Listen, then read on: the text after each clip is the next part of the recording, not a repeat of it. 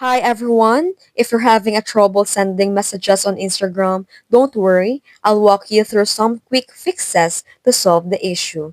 First, you need to ensure that you have a stable Wi-Fi or mobile connection.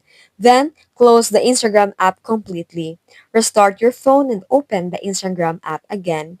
You can also check the Instagram is down by going to the downdetector.com and check if the Instagram is experiencing a server issues.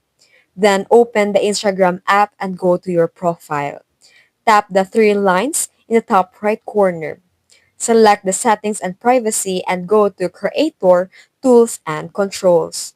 Scroll down and tap the minimum age. If the minimum age is incorrect, tap Remove to eliminate the restrictions. Tap Done, then try sending messages again. If the problem is still not solved, try check the updates in the App Store or Google Play Store. If updating doesn't work, try uninstalling and reinstalling Instagram.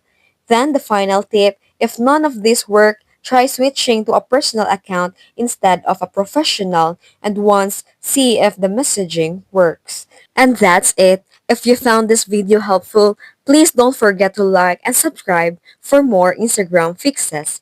Thanks for watching.